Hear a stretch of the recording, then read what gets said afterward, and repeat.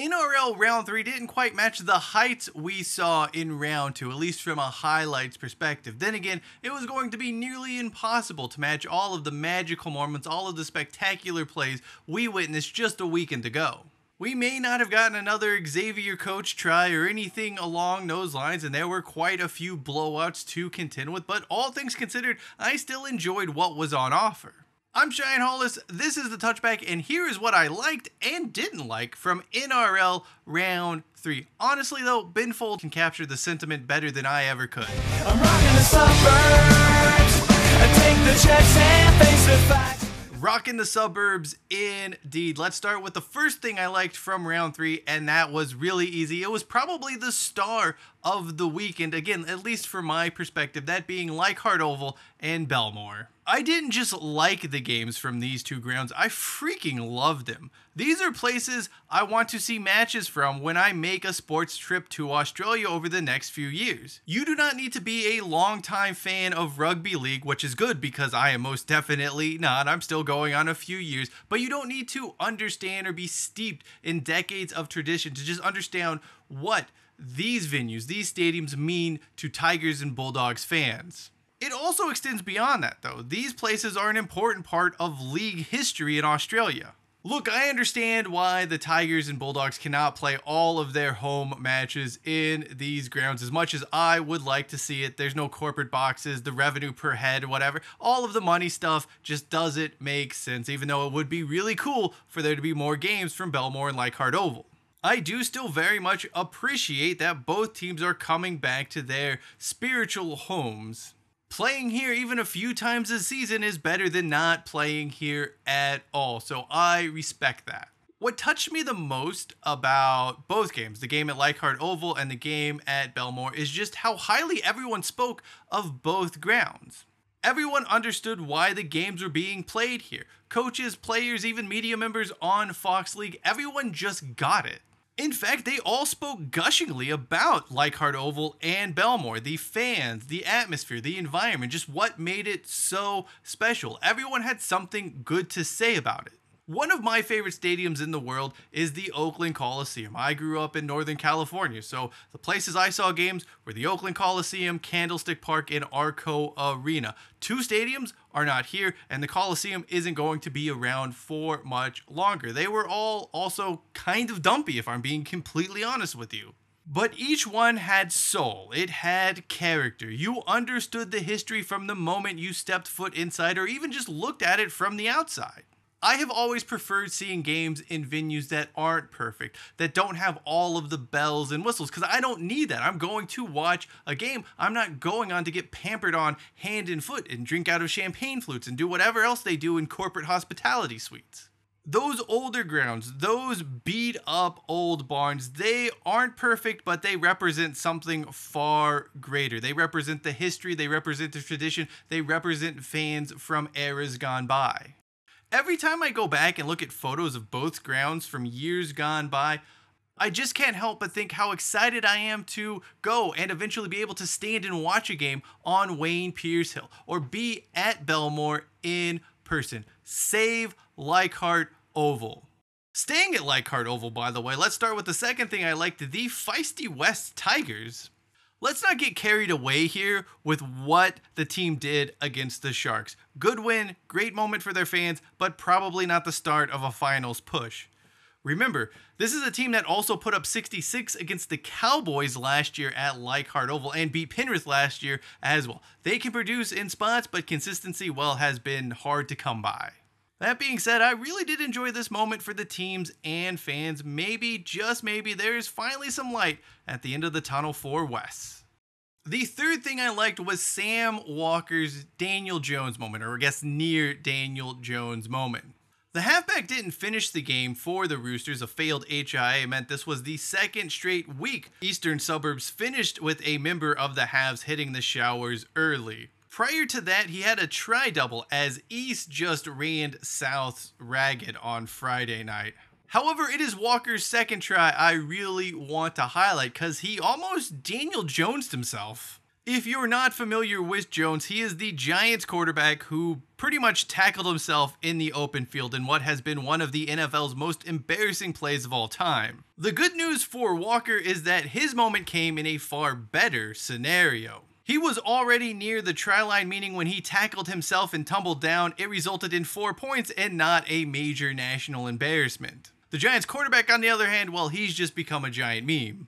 The next thing I like, it's just when the Warriors and Raiders play. How can you not like it when these two teams have faced off in the past season or so? Honestly, I could just watch these sides play against one another forever. A great crowd in Christchurch witnessed a match, a contest just played at a fast pace with great intensity and two teams that were just committed to their causes. It wasn't quite the Golden Point thriller from round 21 of last season, but still a very entertaining matchup nonetheless. And yeah, just when these two teams play, you can expect some entertaining footy. I definitely like the fact that Chad Townsend is not playing in the Super League right now. Remember towards the back end of last season when there were rumblings that the Cowboys halfback was being offered to teams in New South Wales and the Super League? That move, of course, never materialized, and now he finds himself steering the ship of a 3-0 Cowboys team that sits at the top of the ladder.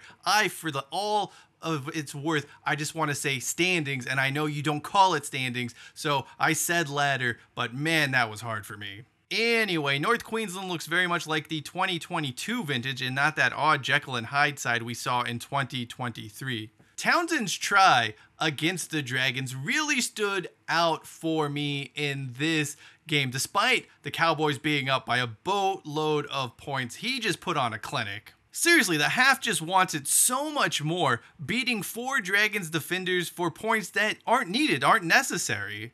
It's just a case of him saying, I'm going to score this try and there is nothing you can do to stop me even though you are much, much bigger than me. It was not pretty, but I was impressed nonetheless. Townsend reminds me quite a bit of Kirk Cousins if I needed to give an NFL comparison here. Neither player is going to win you a game, but they can help you win games if you put the right players and talent around them. It may still be early in the season, but the Cowboys are shaping up to be top 4 contenders, and a big reason why is because they have Chad Townsend in the halves and not playing off in the Super League somewhere.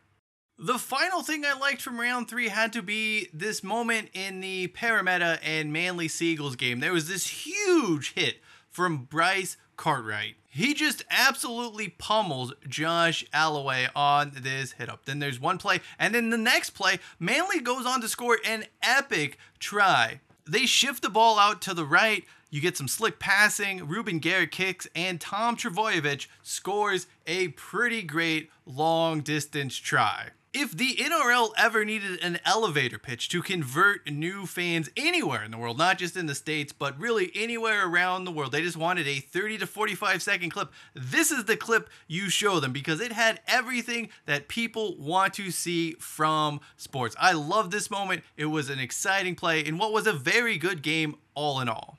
Now we move on to what I did not like in round 3, and that starts with Taylor May being penalized for, well, basically existing. It took all of 5 minutes for controversy to mar the NRL Grand Final rematch. Duty of care and not bending were the words used, but from my view, they didn't really apply to the clash between Taylor May and Reece Walsh. Instead, it feels very much like May was penalized for the result of the play and not his action on the field. Make no mistake, it was extremely unfortunate what happened to Reece Walsh. The outcome of this play was bad. There's no way around that. However, what is May supposed to do in this scenario, apart from giving the old Ole Matador move or making himself flat and disappearing into a wall? I bet it flattened itself out, went right through a seam in your wall.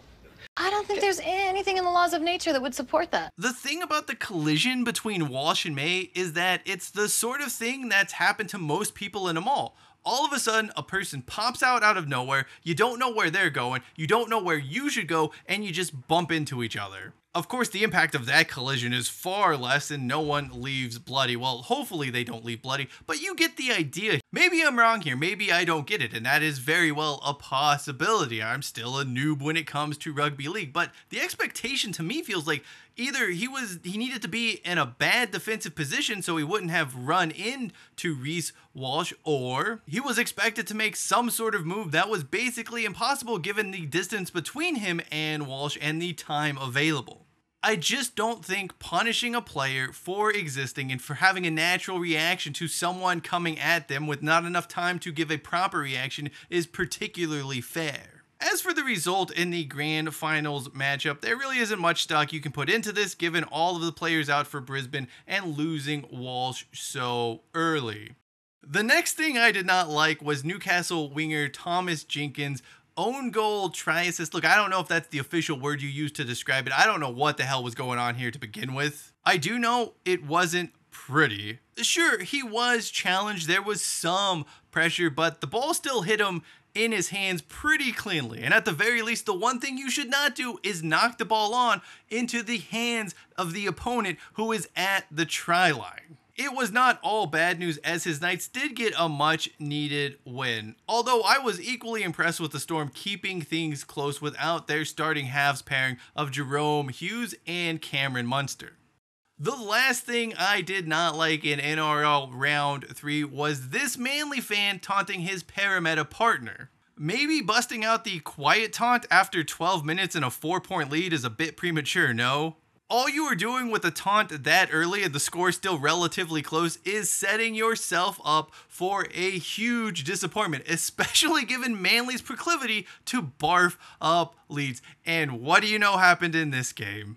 Okay, that's a bit harsh. This was a really exciting game. I really enjoyed how both teams play, and I really like what both the Manly Seagulls and Parramatta Eels are doing in 2024. That does it for round 3, and that does it for me. Thank you for watching this video. If you're interested in learning a little more about how NRL team names, well, some of them came from NFL team names, well, the video in the upper right-hand corner is the place to go. But until next time, I am Cheyenne Hollis. This is the Touchback, and as I like to say around here, take it out to the 25. I'm rocking the suburbs. I take the checks and face the facts.